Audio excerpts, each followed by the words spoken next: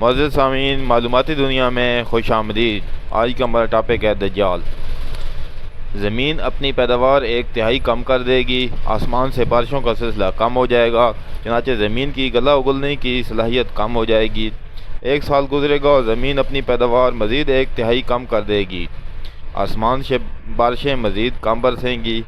تیسرے سال اس صورتحال سے دنیا میں شدید قحط آ جائے گا اور ہر طرف پانی اور اجناس کی طلب بڑھ جائے گی۔ یہ دجال کی آمد کا اعلان ہوگا۔ ایسے حالات میں دجال دنیا میں نمودار ہوگا۔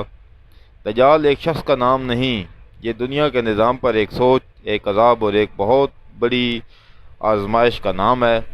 اللہ تعالیٰ نے دنیا کی تکمیل کے بعد بنی نوع انسان کو شتر بے مہار نہیں چھوڑا، بلکہ اپنی خاص رحمت ہم انسانوں پہ کی اور اپنے چند نیک بندوں یعنی رسولوں کے ذریعے مسلسل ہدایت کا سلسلہ جاری رکھا۔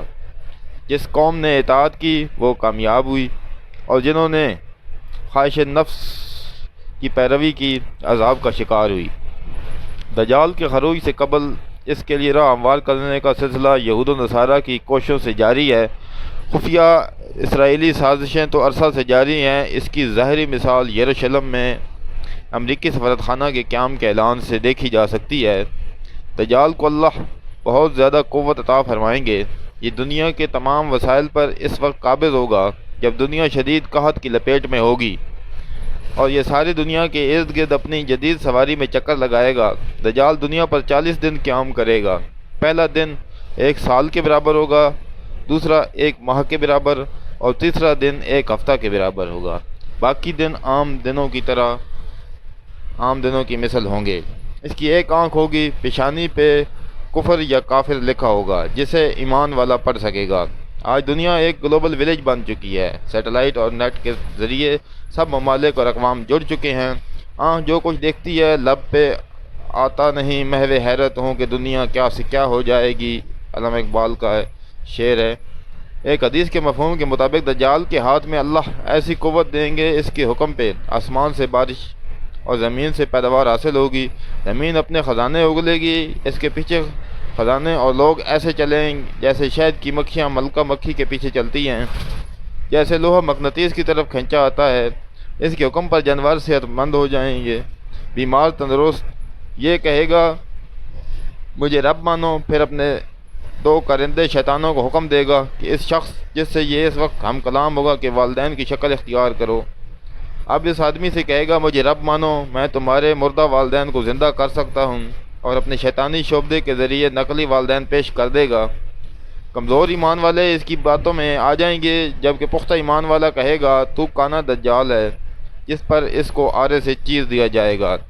یہ آدمی کو قتل کے بعد دوبارہ زندہ کر دے گا اور کہے گا کہہ میں تیرا رب ہوں۔ سب دجال کے ذاتی کمال سے نہیں ہوگا، بلکہ اللہ تعالیٰ اس کی رسی دراز کریں گے اور انسانوں کی آزمائش کے لیے اس کو قوت دی جائے گی کہ دیکھا جائے گا کہ کون حق کی پیروی کرتا ہے اور کون باطل کی۔ اس کے پاس بہت سے حربے ہوں گے، بہت شعبدے ہوں گے، اور وسائل پر اس کا قبضہ ہوگا۔ یہ دنیا پہ قیامت سے پہلے ایک قیامت برپا کر دے گا۔ امام مہدی کا نزول ہوگا۔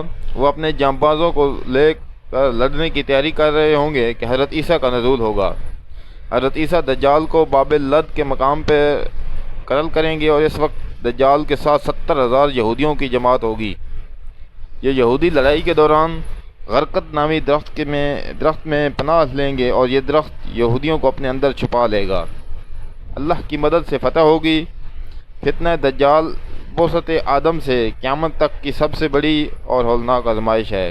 اس سے حضرت محمد صلی اللہ علیہ وسلم نے پناہ مانگی اور امت کو محفوظ رہنے کے لیے سورہ کہف کی پہلی 10 آیات حفظ کرنے کی تلقین فرمائی۔